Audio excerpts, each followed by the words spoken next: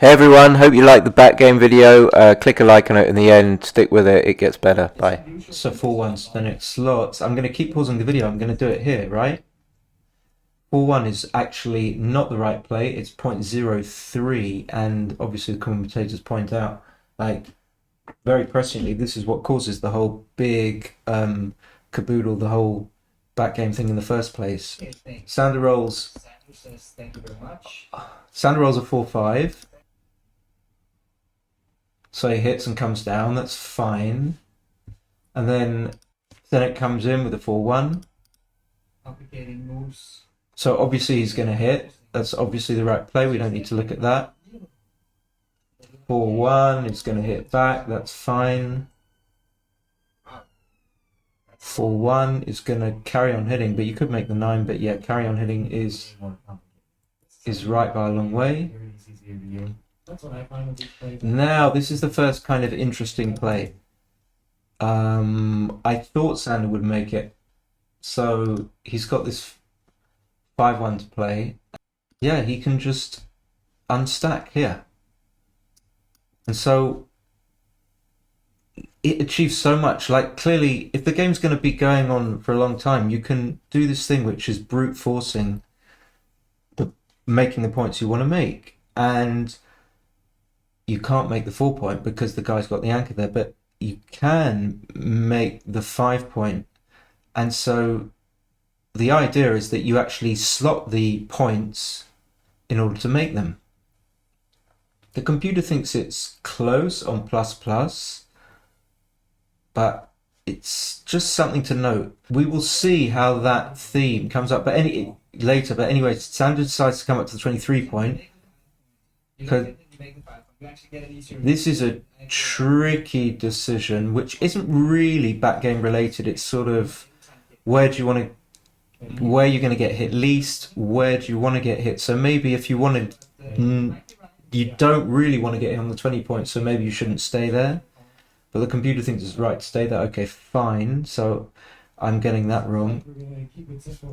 Then Sander rolls a 6-4, and it's just right to come around and hit. That's fine. Double 3 is a nice entry. I think we're gonna Double 3, he has to hit. the 5 points, but he still blocks 6s right now. So the only kind of backgame related play so far was the 5-1, where I feel it was definitely worth considering slotting with the 1. And this is the same. Let me pause the video again. The same theme here. So Sander has the 4-3. He's already played bar 21, 13, 10 and hit on the 10-point. But it's like the same idea with the 5-1. You're going to want to make the 5-point. In other words, let's say you have all your checkers on the 10-point and the 11-point. You've brought them all round. It's still going to be difficult to bear in and win the game if your opponent has got the 5-point, the 4-point, and the 3-point, which is what inevitably happens. That's what a backgame is all about, your opponent making points in board. So it's always an idea at the very beginning to stop allowing your opponent to make points in board. Obviously, there is a risk to doing that, which is that you get hit back, but it still features prominently at the very beginning of the game, which is why XG thinks that playing 8-5, although it's not the best play by any, it's like a tiny margin, but it's still the best play. And even playing 6-3 is the third best play. So you've got to keep it in mind. Anyway, so usually we hit on the outside. It's just the knee-jerk reaction, but also redistribution of checkers. So definitely worth bearing in mind to see about later themes in the backgame. So he hits back with a 2-6. Obviously, Zdenek has to hit back. Double 2 is just a joker, and again, not really backgame related. You're just going to make the 4-point and then the 21-point to play safe. 2-6 is a bad roll, and I have no idea how to play this. You're in a bit of danger because now Sander's made the 4-point and he can sort of hit you with more impunity on the 5-point. But Zdenek decides to come around to the 9-point, which is actually the best play. And then people might remember, if they watch this, that Sander cubes. I've noticed with Sander, he tends to cube early. I don't know if there's some logic in this, that he thinks he can outplay his opponent, but like to me, just being reared by the computer and just having it all etched into my consciousness, I would never cube here because there's just not enough. But what's interesting is the play after this 6-5, how he should play it. And I didn't really even see this play. Again, it's the same idea. It's the same idea. Let me pause the video. He comes round, which is fine. But if you look at the position here, let me just go back before the 6-5. You can actually look at, first of all, unstacking. This is kind of heavy because there are 4 checkers on it. So going down to 3 is really good. And you can hit there. And what hitting does, again, same idea as I've talked about with the 4-3 and the 5-1, is it if you're basically preventing your opponent from making a point. Like, so if he doesn't hit back, you can make that point, and then he can never have that point again. You've got the 3 point. And that's going to serve you well if your opponent makes other points in board, and if he doesn't make other points in board, it's still a good point to have. So what does the computer say? The computer says it's not the best play, but it's the second best play. I haven't had the time or the inclination or the patience to roll all this out, but, you know, I think we're building up a picture of what might be powerful in a game without having 100% certainty, 95% certainty even, but just trying to make sense and seeing, we're putting lots of moves together and doing some detective work, and by induction, is that the right, is it deduction? I think it's induction. We're working out that certain things are good and certain things are bad. So Sander doesn't do that. Play the video again. Have to talk so quickly because I don't want to bore people.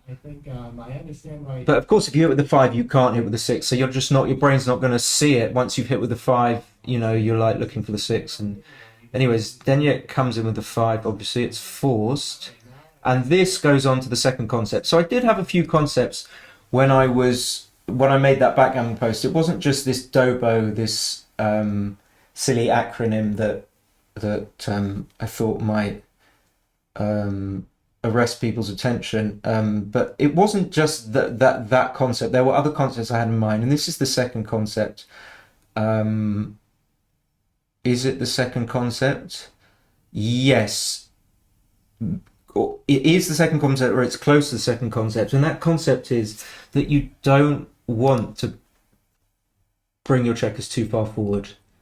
So ideally, in a backgame situation, too far forward, TFF, I'll call it TFF. Ideally, in a backgame situation, you, as the backgame, as a defender, you don't want to put your checkers in your home board because they'll be too far forward. And the danger of them being in your home board is that your opponent doesn't have to hit you back. So the correct strategy for your opponent, if you bring your checkers too far forward, is for him not to hit you back. And if he doesn't hit you back, then your checkers are kind of dead. They can't be used to send your opponent back anymore. They can't be used to prime your opponent. They're sort of out of play. Maybe I'll pick up on that a little bit later, a bit more. So I believe Zdeněk, we will see. Well, let's play the video. Let's see what he does. This is where this concept comes in. So he's got the 4 to play. And I really don't think this would be my instinct, but I can see that some players do like this play.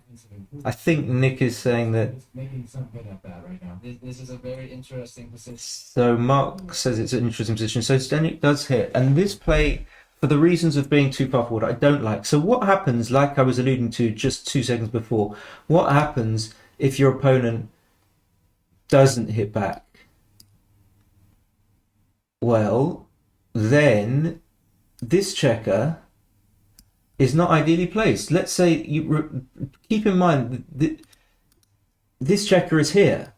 If it doesn't get hit back, what purpose does it serve being there? Whereas it could be there. where it started, and then you could have just brought this one down here. Now, if that checker's not hit, the one that's just come down from the 9 point, let's use a nice blue arrow. So if this checker is here, the one from the 9 point, what purpose does it serve? A far greater purpose. If it's not hit, then it can be used as a blocker if another one joins it on the 9 point.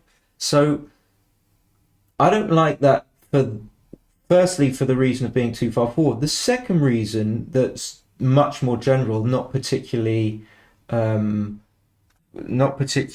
endemic to back games, I couldn't think of the right word, is that even if you do get hit back, it might not be great. You might not come in, and then you might lose a tempo. You might stay on the bar. This checker might go on the bar, and then you might get wiped out.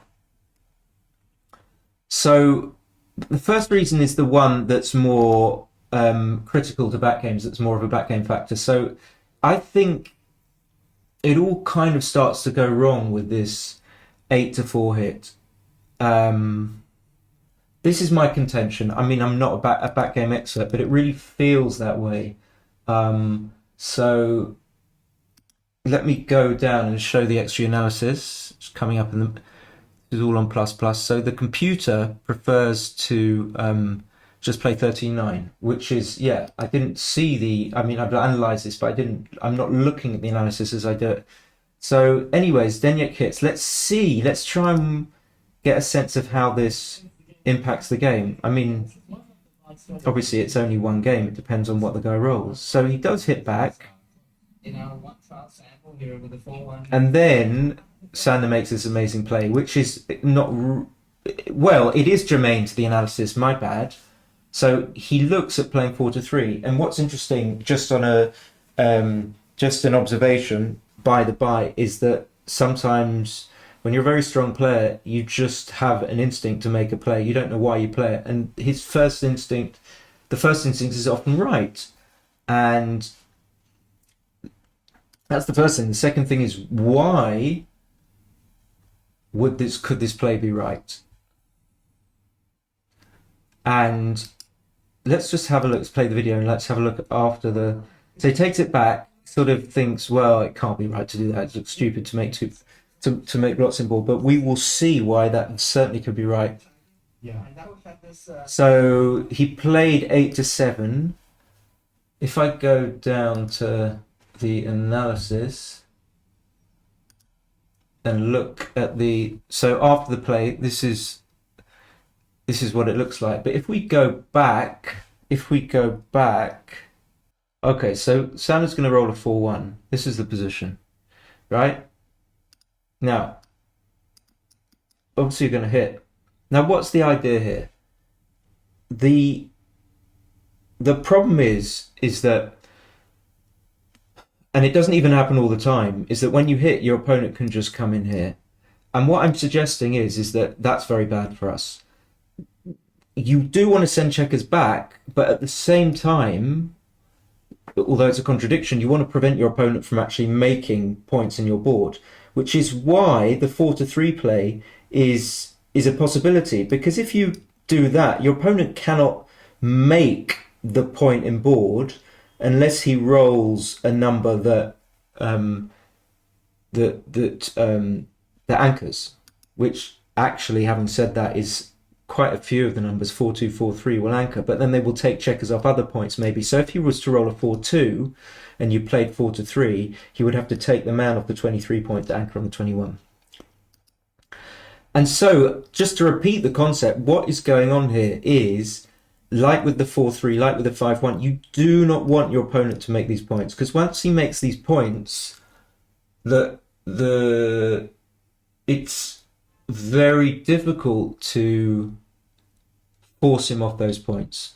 So you're going to try and stop him from making the points at the very start. So that's why 4-3 is a contender.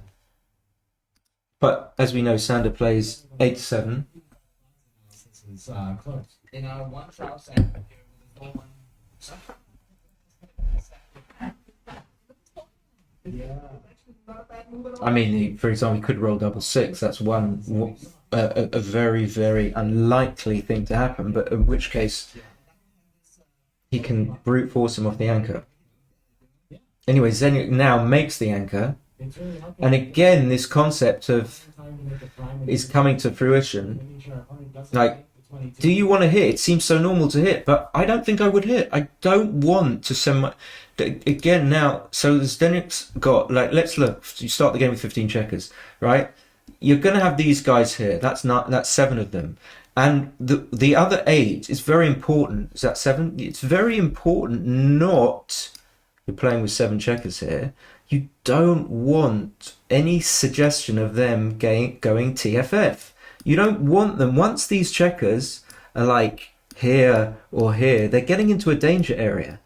Like once they're on the 8 point, they're in a bit of a danger area. So if you've got a 2 to play, you come in bar 22 and you've got a 2, you don't necessarily want to take this checker and put it there, because it's kind of exponential. The closer you get to the 1 point is this is way more danger, 4 point, than the checkers being here. So if you can voluntarily put the checkers anywhere, you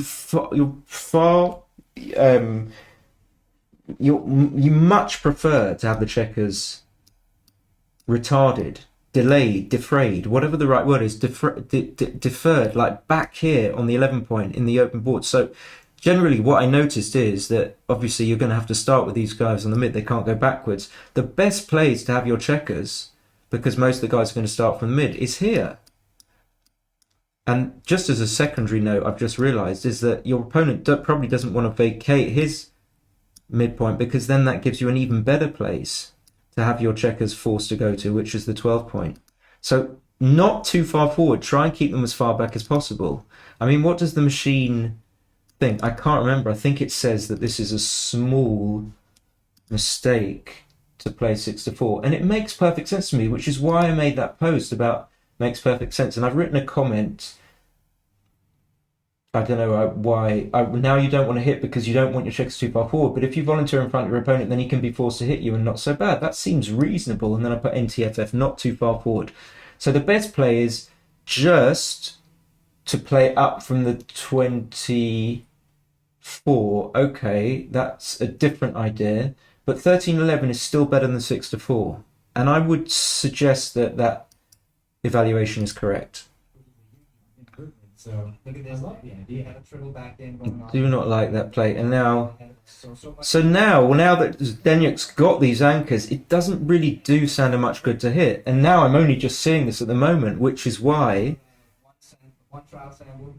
I love this. So now he's got one. it's like hitting does Sander no good. Not really no good. It does him some good, but because the anchors are already there, he's not really going to be able to win the game with all the anchors there. So the best thing for him to do now is to try and get Zdeněk to come off the anchors, and the best way to do that is by not hitting.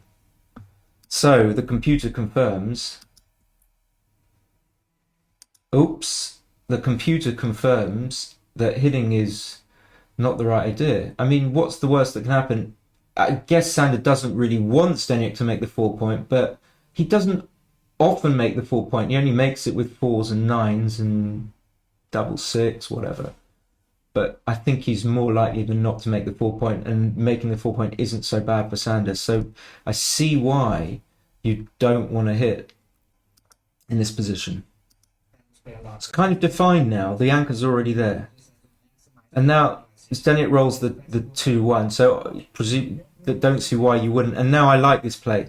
Like, you've got a 2 to play. You're obviously going to keep the anchors. You're obviously not going to hit. And now you're going to keep your checkers as far back. So too far forward, the opposite, as far back, AFB. Keep them AFB.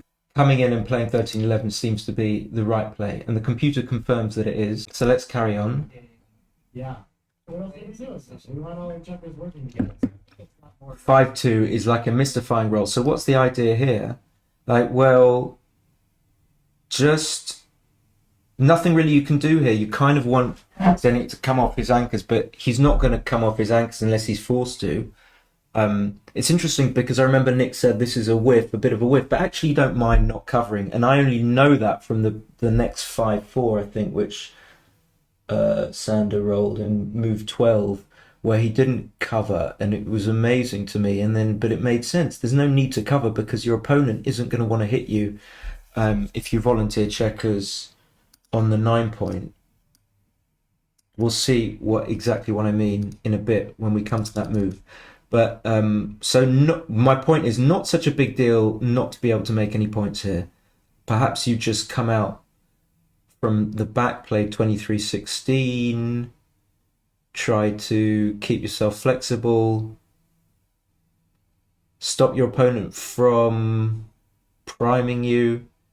So yeah, one thing that's going on, Zdeněk might be able to create mini primes in the outfield here, and we'll see that later. I think he had a 3-1, and that might force Sander to break something if he rolls like a root number, a number like a 3-3, and he's blocked on 3-3s. He might have to break something in his board, and I think that theme comes up later on. But anyway, so the 5-2 is a non-number, and yeah, Sander does play 23-16.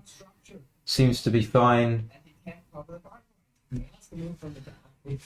Wrote in the comments you don't mind being hit. You definitely don't mind being hit, so it doesn't really matter too much what Sander plays. I wouldn't play 13-11, 13-8 because you want to get your back checkers moving. You don't want to get stuck. It's weird, like the instinct is always to hit, but just coming out is fine. Zdeněk wants to what does he want to do here? He just wants, this is even confusing to see, so I want to make the 9 point, but this is, you don't want to send him back, you just want to what do you want to do? You want to make him come forward, so that's why you shouldn't hit. Let me try and grasp that a bit better, because even as I see this 4-2 I'm a bit mystified. But yeah, you don't want to send Sander back unless it has immediate likely consequences. So making the 9 is not going to be good because you send Sander back. What you really want to do is make Sander come in. Otherwise, if you send him back, if Zdeněk sends Sander back, what's going to happen? Zdeněk doesn't have enough timing. He's got 8 checkers already used up. He doesn't have enough checkers there to use to be able to keep his prime at the exact moment when Sander bears in. So the idea is to try or to hope that Sander rolls big enough such that he just comes right round, whilst you've got your prime in good shape. So this is a suggestion already of Zdeněk being overtimed, and I think it's allied to the concept of coming too far forward. I mean, if your hitting is coming too far forward, but if you place your checkers instead in front of your opponent, although you're moving the same number of pips, there's much more likelihood that they're not coming too far forward. Why? Because there's more likelihood that they're going to be hit. Whereas if you hit your opponent, it's less likely, I think, that your opponent has to hit you. And the advantage of also putting your checkers in front of your opponent is if the worst comes to worst and your opponent doesn't hit, is that you can make the block in front of him. So let's see. I think Zdeněk does hit, and I just got the sense that Zdeněk was sort of a bit lost. He didn't really have a coherent plan here. Not that everyone knows exactly what's going on here, but it seemed like he wasn't really sure what was going on. He just made an automatic play. So let me pause the video. And the computer really doesn't like 11-9-8-4, and I think that makes sense. Like the best thing that you can do is, it's not a good roll. It's not too bad. The best thing it's just that you're not in a good position. That's what I'm trying to do. The best thing you can do is just play a waiting move, and yeah, just play a waiting move and not hit. Yeah. So now I'm completely wrong, actually, because you see how I just don't really prepare or come to conclusions before I do it. It's actually best, because you're not going to be able to hold the timing, to come off the 24 point. And again, although I didn't see that makes sense to me, because I was a bit mystified by this move. If you play 13-7, you're going to be forced to either you won't be able to come off the back anchor, or you're going to be forced to like come too far forward with the 7 checkers. You haven't got many to play with here. You just don't want too far forward. It's a disaster. So difficult to spot, but certainly makes sense. Anyway, double 5 is just a bad move to Sander and a good move for Zdeněk, because it precipitates Sander's coming, whilst Zdeněk is at this moment sort of running out of timing. So I don't really know how to play it. I don't think it's a Backgame allied to any concepts that we're trying to elucidate in this video. But Sander comes around, plays bar 20. Okay, he could just play 2 outs to the 15. I'm not sure why that's wrong. Okay, let's play the video. We're so far past that maybe we don't. So I would be thinking about 22. Yeah, me too. That's the move I would be thinking about as well. But it's a little bit the same, because then you might Thinking about the 22. I didn't get that. I think maybe they're picking up on. Point and works again. Best Sander can do is link up with that 10 point. I think that's a nice block. I mean, I think the commentary was fabulous. I think they got but both Marc and Nick had a very good sense of what was happening, even if they didn't nail everything at the later stages. I think they had a sense of what was going on. So he stays back, which is fine.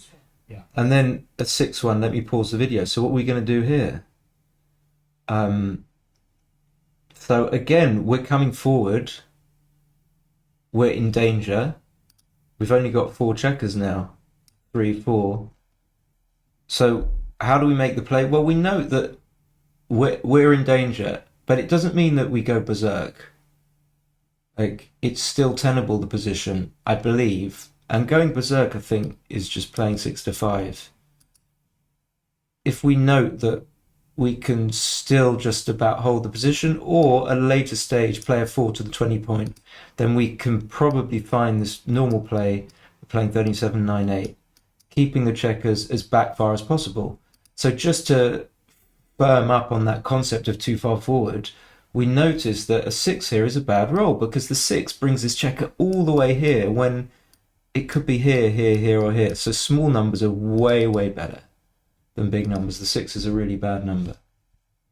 So is this where Zdeněk plays 6 to 5, which I really hate? And I was like, you know, he's 4-3, 21 point match. He's got a real chance of winning the final. And this, you don't want to lose a gammon. I hope we have like Jim Pasco's watching this. Or a BG.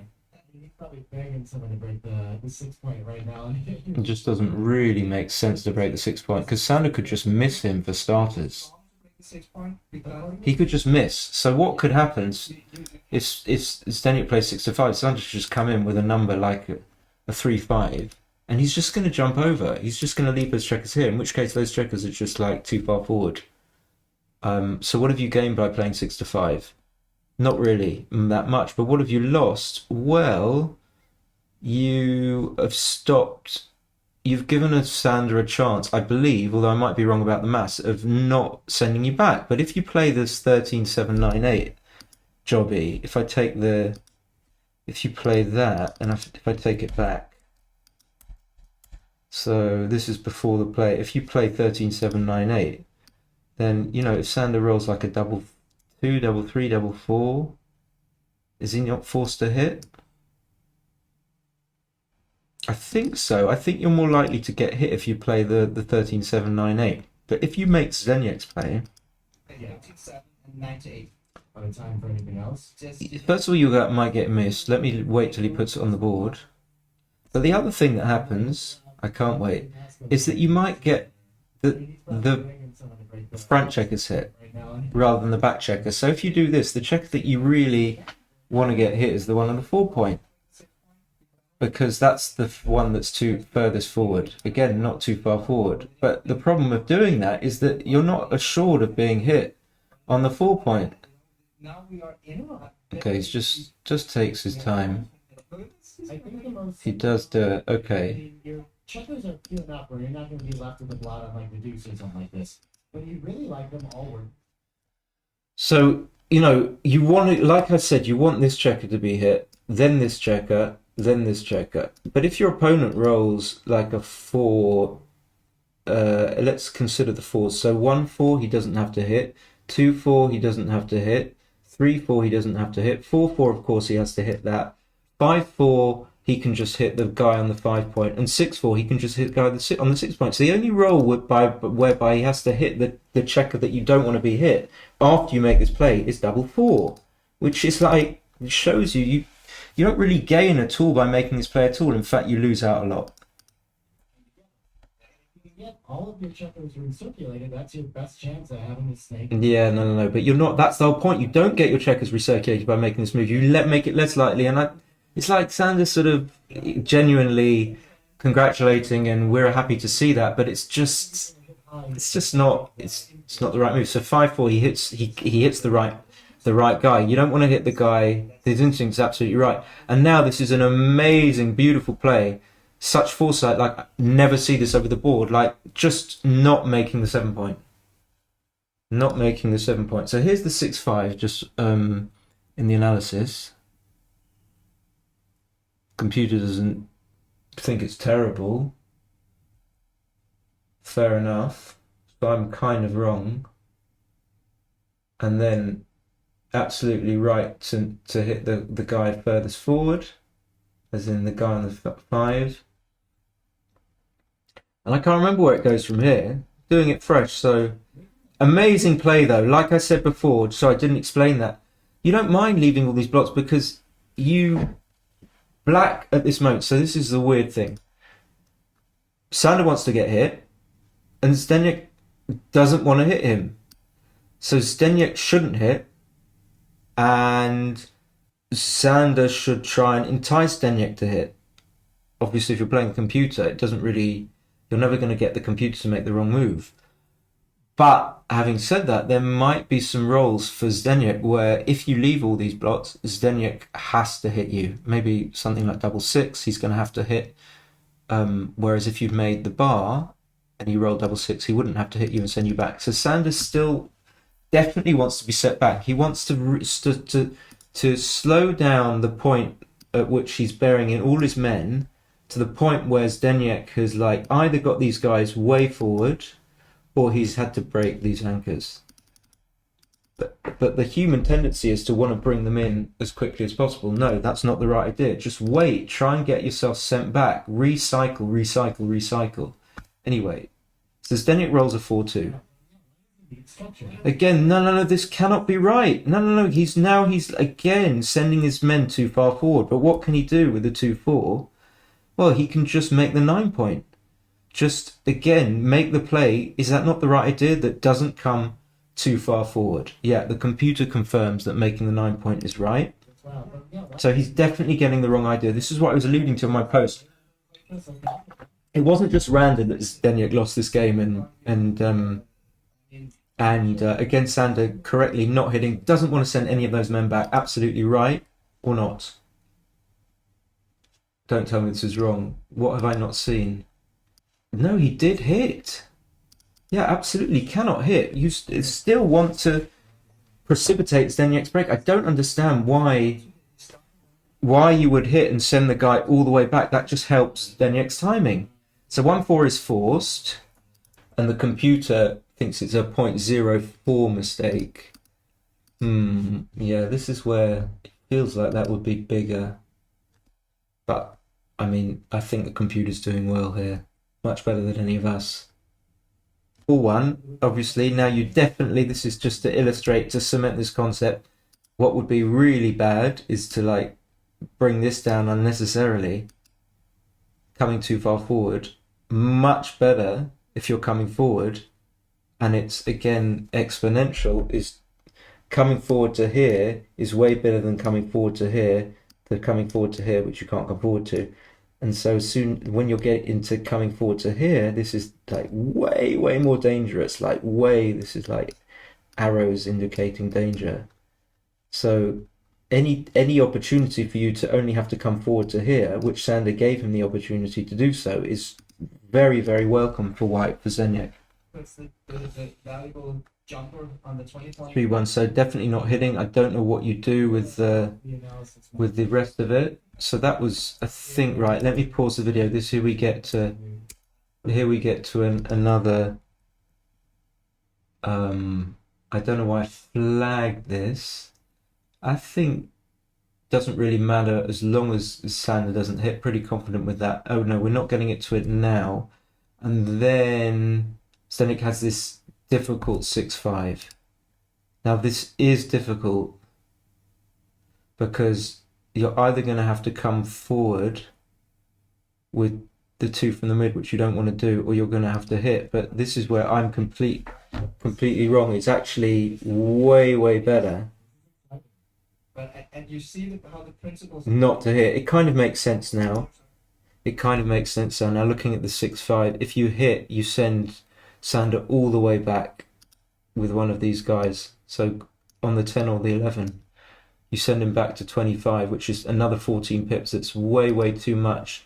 Whereas here, although you come too far forward, he's not been sent back. You've still got a chance of bringing these men out, and so next go you might even be able to bring that man out without having to hit Sander and sending him all the way back. Well, in any case, it's much worse to send the guy back than to come too far forward. So we don't want to overcook the concept of coming too far forward. It is very bad. It's a very bad roll. It doesn't quite see it as an anti-joker. Now, you've got 5 checkers to play with. Zdeněk's only got 5, and they're all very close to his inner board. They're in the big danger area. So that's something for me to learn as well. Like I think my instinct was definitely with Zdeněk's there to like kind of get the man out, but just too bad for the timing. Have to get that cemented into my thick head. To the maximum. Yeah. Any kind of inefficiency is And probably better to hit the guy that's not come. Oh, but hitting twice is. Yes. Exactly. Why not just?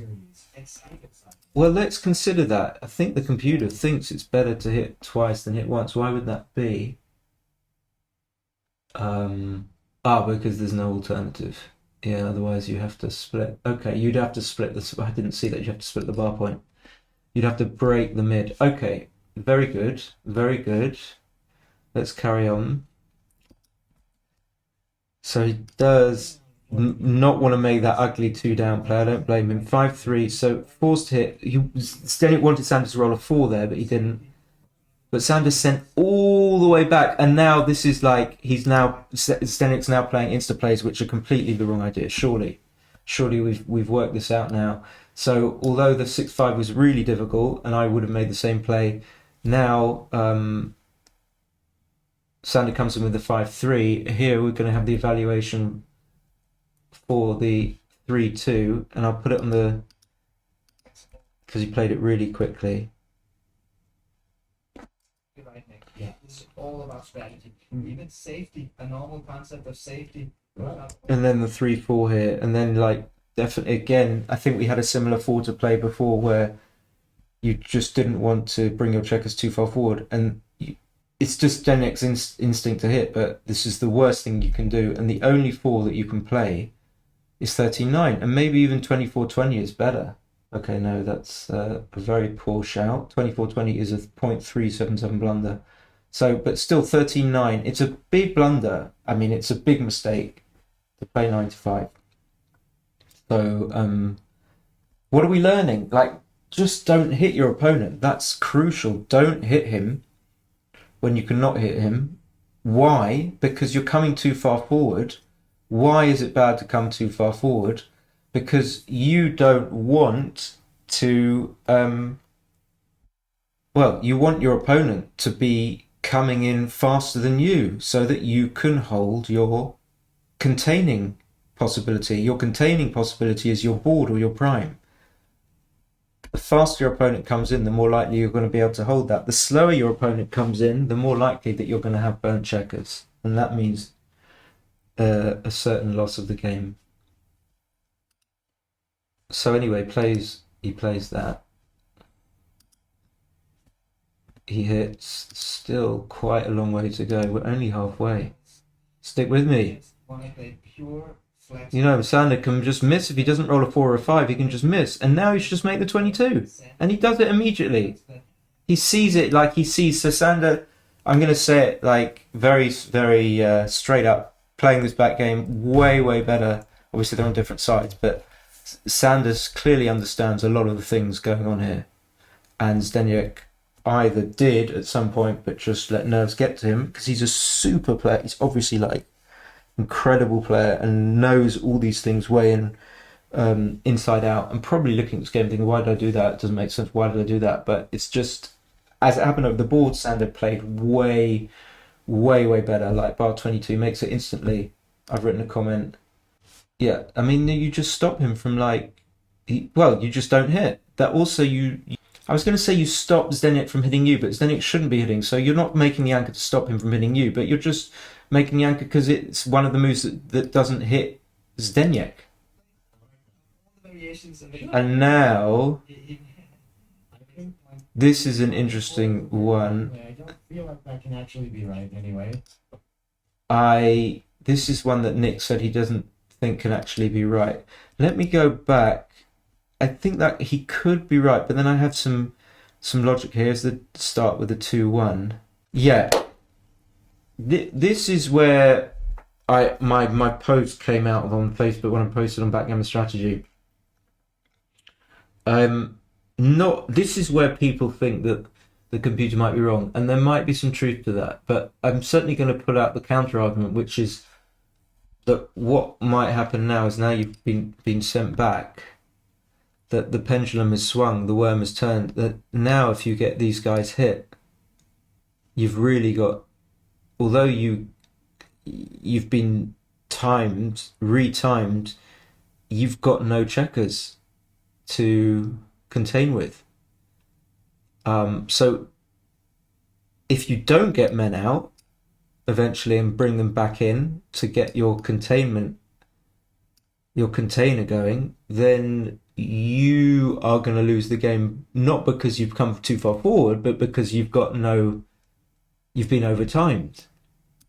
Therefore, perhaps white should be trying to prevent black from hitting and button up, because he doesn't want to get these guys hit back, and that might be the logic. I don't think it's this play here. You could play like here. You could play 7 to 5 to button up, but no, the computer doesn't think so. Okay, so it wasn't this move. In any case, you need to come up to the 20, I guess, to escape. But perhaps this is even just to point this out here as a concept. Like, you don't want to get these guys hit necessarily, because now you've got no checkers to play with at all, and then you're relying on rolling anything above a 4. You're going to have to roll 5s and 6s to get out.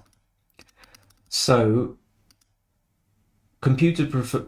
Oh yeah, the 5 to 4 play. Yeah, it was there. What am I talking about? So like that's the logic. There is some logic. It might not be right, but it might well be right.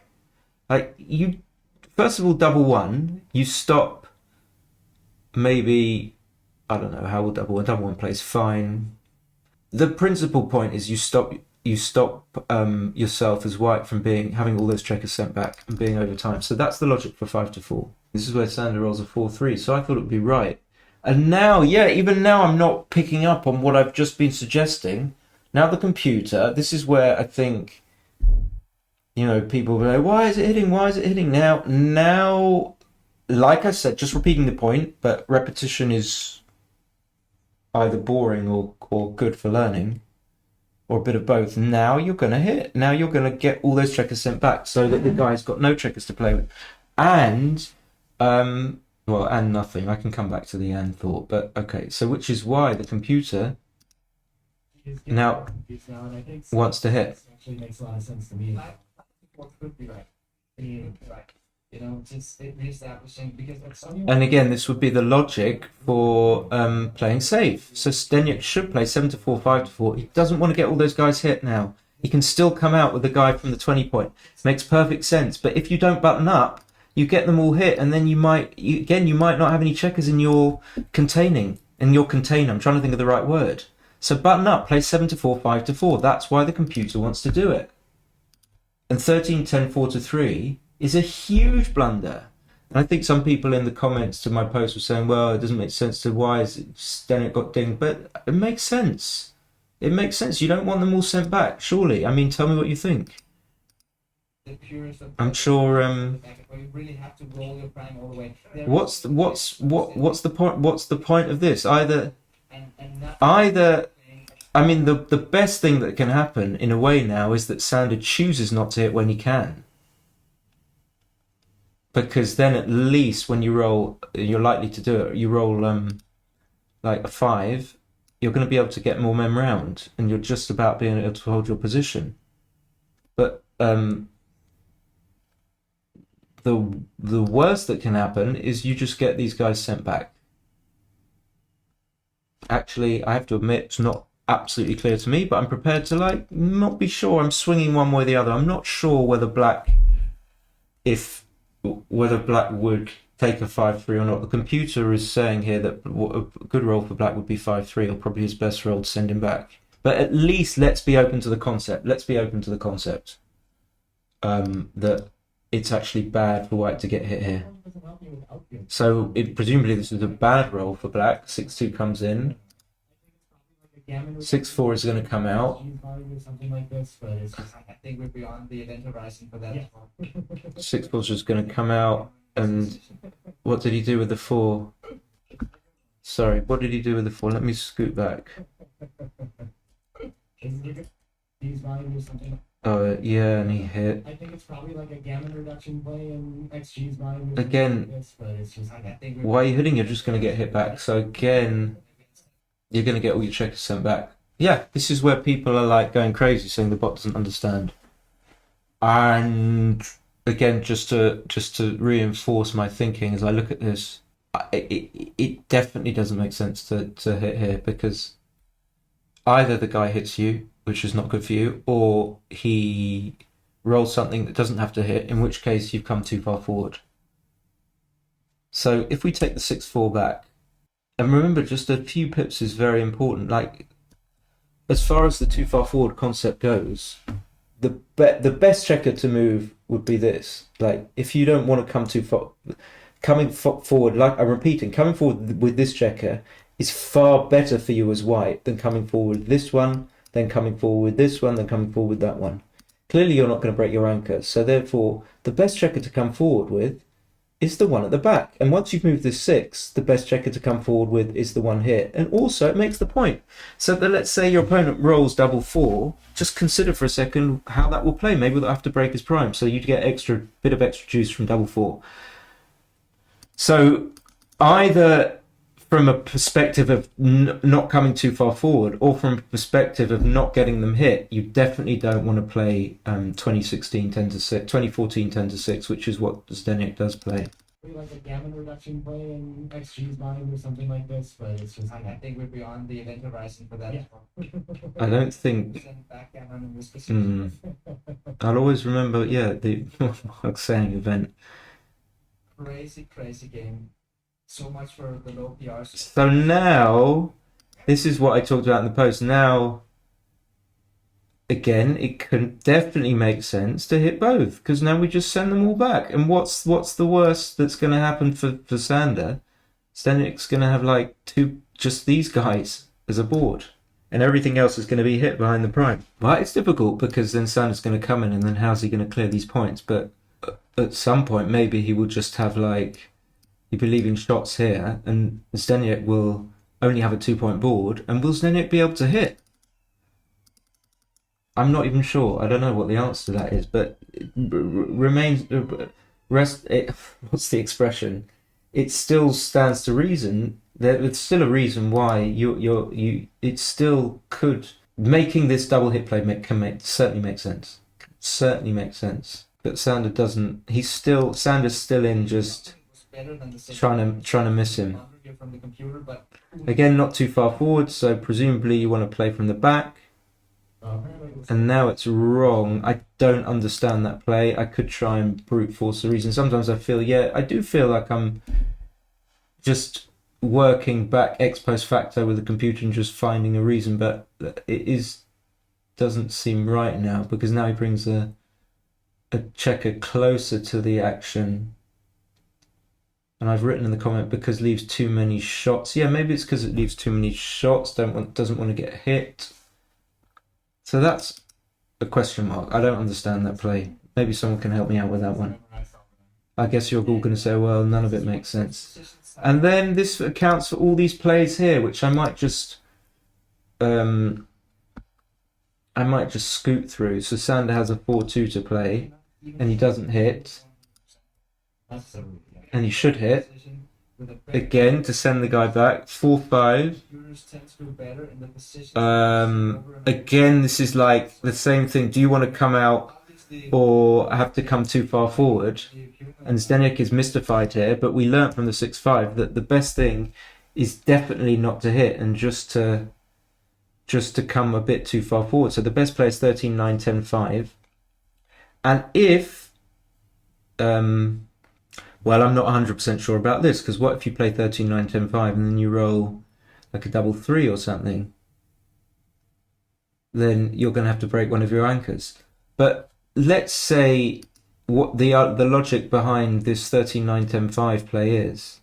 13-9, 10-5. You might be able to escape one without hitting one of Sander's checkers.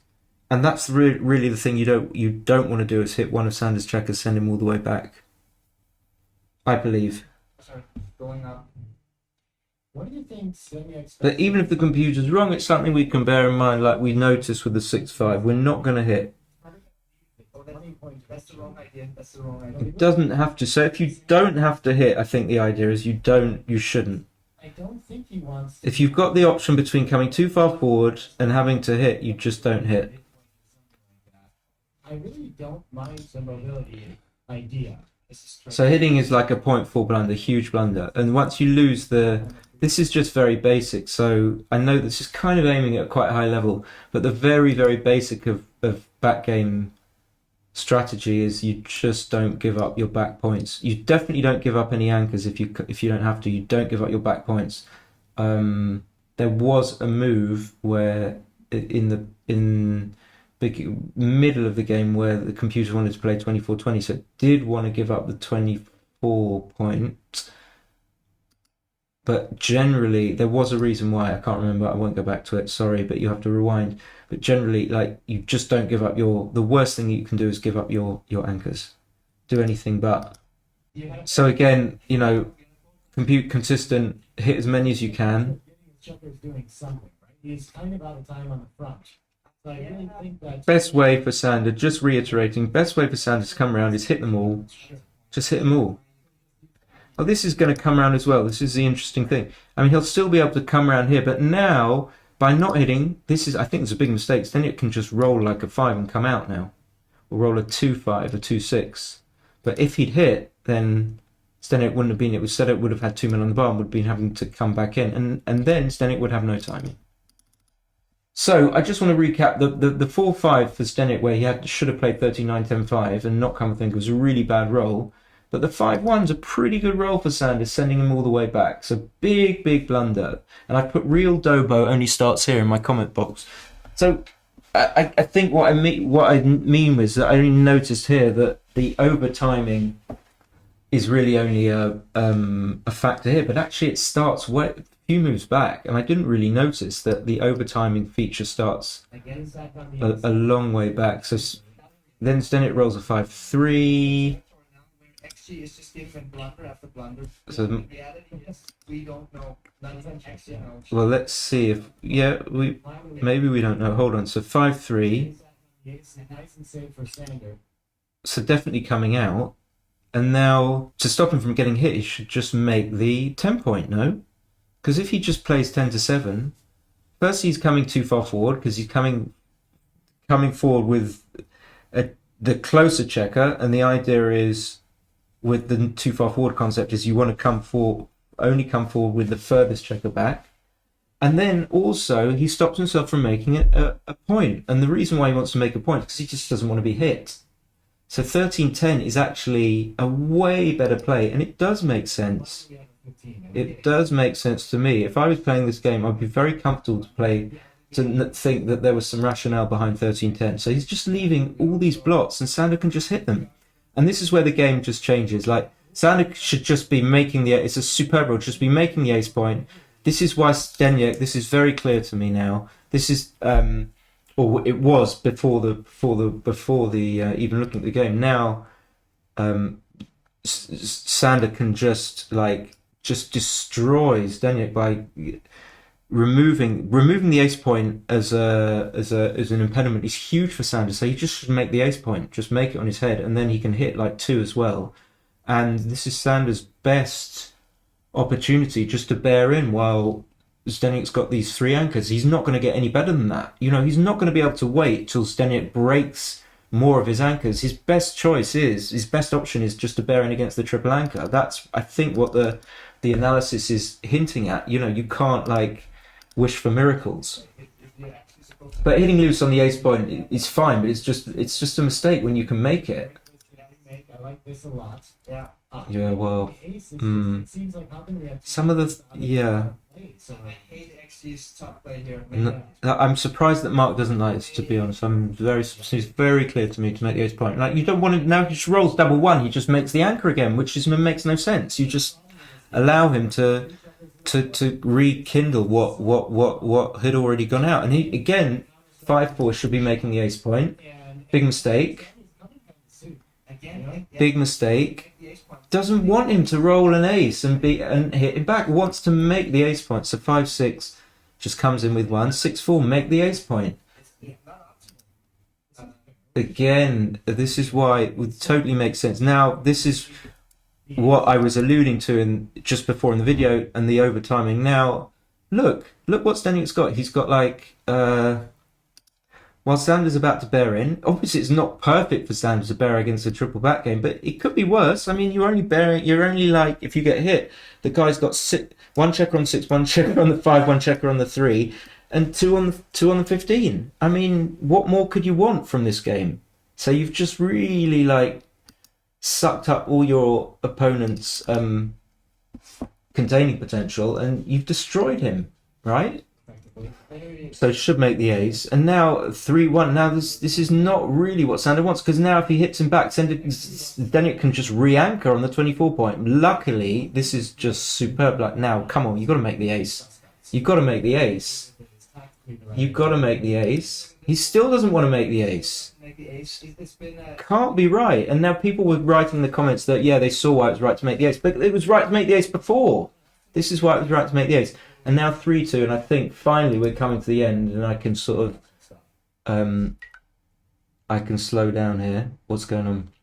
Obviously, Black doesn't have like a brilliant game, and now definitely not making the 8 point.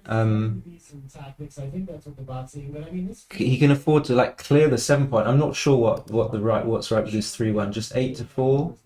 What was 8-4? Let me just send it back a little bit. What's the start? 8-4. Just clearing the 8 point. Yeah, I mean, go all out. Like, let him hit you, and then you hit him back. So basically, the idea. This is what's going to happen. Oh, hello. Can you stop? Can we pause the video? Can we pause the video? Just play 8-4. Sorry, not 12-8. So you lift this guy, put him over there. Sorry, that's wrong. Okay, I totally got the wrong idea. I thought it was I thought, let's say we rolled a 5, that we should just do this, and maybe we should do actually. But we were actually rolled a 4. Maybe if we did roll a 5, we should do this, because if the guy just hits us back, then we just the advantage is we hit these checkers and we manage to clear a point that we need to be cleared. But anyway, I missaw the position, and the computer just wants to play this guy in. Maybe I'm overdoing it here. I'm not 100% sure of the idea here, but we are coming to an end. Sander clears the 9 point. Oh, he can clear.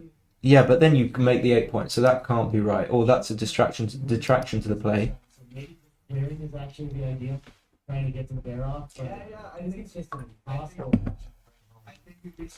Well, it's impossible and it isn't. Yeah, that's the detraction of making it. It's impossible, it isn't, but it's not impossible because the guy's got no board. So why not just like see what happens? Just make just break loads of points. He has just enough freedom to So stay. 3-1. Again, big- Okay. Didn't want to come off the 23 because you want an extra checker there, I guess, to hit with later. Double 5 is kind of forced. 05 is a great shot. Oops, sorry. There's the double 5. You played all of them? Yes. Okay. Double 4. Okay, then Not too much you can do with this. I don't think it matters too much. In this too. it's not Oh, he didn't make the right play. But if they agree to it, they can. So we discussed that with the player. 2016. Sure. usually they allow the transcriber at least 15-3. to correct them if they make a wrong. Okay, Making the let me go back just for completeness. So what's the start? 2016. Okay, then he can still play it. I can make the 3-point. I don't understand this play, to be honest. In this too. It's not part of the rule set, so Sure, but if they 28. Why? What was wrong with? players before, if that didn't happen, I'm not sure. usually Ah, you want to make the point? Yeah, of course. And Zdenek did do this later. You want to make the point because you're going to get shots. Yeah. You want to start making points. It's bizarre, but you want to start making points. Here. I think it links with the other blocks he's got. Sander rolls a 5-3, so the 5 is forced. The 3 is forced. Hit if he has to here. good question, good question. Okay, he doesn't get He's gonna go for it. Yeah. So I think it was right to hit. This would be confuse me, but now, which is why he wanted like you can have the snake and the board at the same time, but he's only got 2 blocks in board rather than the 3-point. I think that's the idea. This surprised me with the 6-1. It's gonna break. I was thinking the idea of driving 24. I would be loving to hit it. Yes, It's got no board, but apparently it's not a big deal. With a hit is the best play. yeah. Yes, I mean, we get some upside on pens. He might not hit us. We might make it. Coming to the end, finally. Yeah. Maybe not such a big deal what you do either way, because the guy's going to have to hit you and try and contain you. Like what, roll a double 2? This was a blunder percent. I think I agree with I actually. think so too. I think we're getting down in the same time. Okay, this is... It seems like it So that was the 6-1, sorry, and now the 4-3. and you would reduce the shots. Yeah, I was like, wasn't sure. Let me go back to the 4-3. Again, actually says this was Like now, you don't have to... Yeah, you don't have to hit now because you've got nothing. it seems So what was the difference between this hit and the other hit? here, so Oh, well, one, because he can make the 19-point, asking and answering my own questions. And also because if he doesn't hit, then Sander can just kind of pick up this checker on the 6, and maybe Sander won't get hit again. So that's why I would hit with the 6-4, but what's the difference between that Ready. and the 4-3? Sander. A6 is going to get primed and break. Oh, we can enter on the 6. What am I talking about? yeah, no, it's gonna break. Oh, he's breaking the point to hit. That's the difference, no? But he has to break something here, and the Yeah, 7 to 6 seems fine. He's breaking the point to hit. he says this was a blunder percent. If you could hit without breaking the point, fine. But now you break the point. Sander can just come in and hit him back on the 5-point. It indicates it. The fact that he wants to do that is indicated by the correct play for the 6-1, which advocated playing bar 19 7 to 6.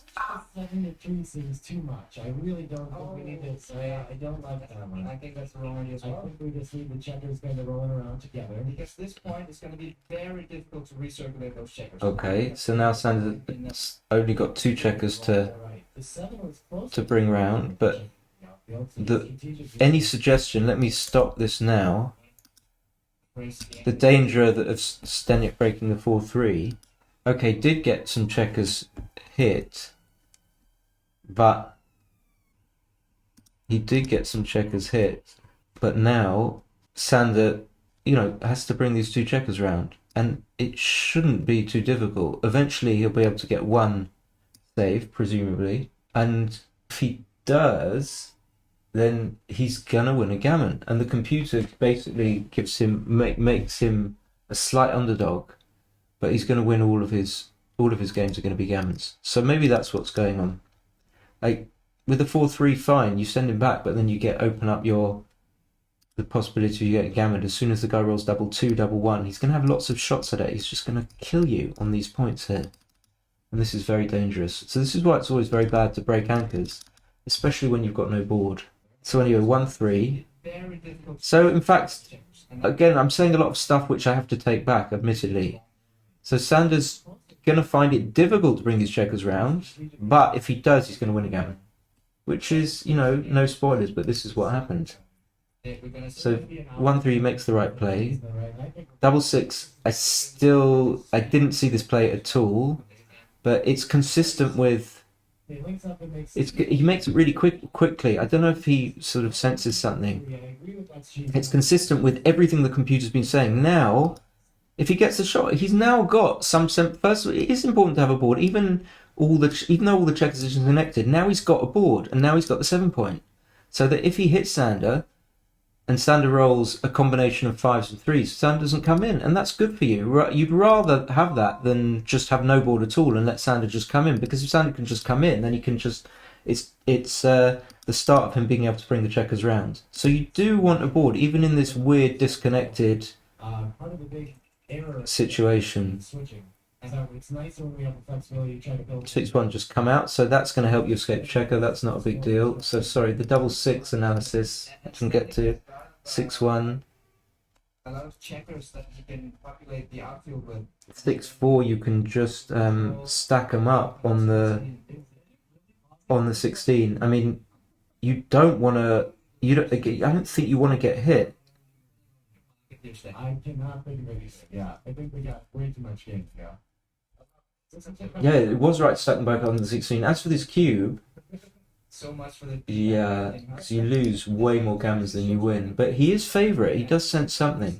Yeah. So Sander having trouble bringing the checkers around, but when he does, he's going to win a gammon. So the 6-4, like, you just don't want to leave shots, because even though you're only facing a 2-point board, you're going to lose more gammons and stuff like that. So. Backgame. But this is exactly the game we want to see in the World Championship. Oh, of course. Two of the best players, Batman. Didn't realise he thought about this for so long. Yeah, we're gonna learn a lot about who understands. Oh, he hadn't rolled the 6-4 yet. He was thinking of cubing. Okay, so 6-4, just, again, this is like an instinct not to stack them up, but if you do anything else, now you're just going to get hit, and that's going to make it easier for Sam to come around. Quite simple. That he did do that for like 5 consecutive. And then the game is going to really turn. It shows a strategic idea about that mission. I kind of shifted along with. Senek's just not really considering just stacking them both up, because he thinks that's going to make it easier for Sander to come in. In a way it does, but it's going to be much easier if Sander hits. I mean, maybe 7-3, but. I think the argument is that if you leave the ace open, it's because you're still playing a back game where there's still battle going on. If you close the ace point, now you're in the late back game phase where you're battling. Too big. Again, with only a 2-point board, it's too big to do this. Double 6 is just massive. Oh yeah, that I can. And that was it, really. I think so too. I mean, there's a lot of luck involved. Stenyk missed.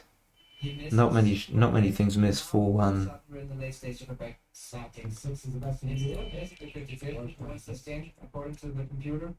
And then double 3 massive. And then again. Yes, it's a good roll for Sander. And then Stenyk missed. He might be great. And I think that's the end of the analysis, really. I mean, the point is that once the guy gets round, which might not happen when you have all those anchors, you've got so many men back, you're just going to get gammoned a lot. And Nick saw that immediately when the game started to turn towards a back game. And he's saying it now. You tend to lose a lot of doubles and maybe some triples, But he got some good time and play out of his money on his stage here, Sander rolls a 2-1. And usually we want to wait until Sander Double 6, finally a board, but now, unless he rolls like a 2 and the guy has left the 23 and blah blah blah. So he might clear the 23 to provide that 4-3. double shot. Doesn't really matter. 6-2 is gonna That was it. break down. That was it. Then I think it could be time to leave the. So it got to a point where I think it made sense for Sander to be sending all the guys back. And if you're playing, let me pause it. If you're playing as Denyek, you don't want to bring your. It's very important to make sure you bring your checkers from the points that are not too far forward. So the consequence of that is that the checkers themselves don't come too far forward, and at the point where Sander should have been hitting, it makes sense that the correct strategy for Zdenek was to try and stop himself from being hit by just making points, very weird points of just two isolated checkers in the middle of the board with nothing else around them. But still the right idea, just to stop yourself from being hit. So I tried to go through that quickly so as to not bore people to tears. I hope you liked it. Please stick a like on the video. Please subscribe to the channel. Please get your parents and family to subscribe so I can get up to 1,000 subs. And catch you soon. Bye.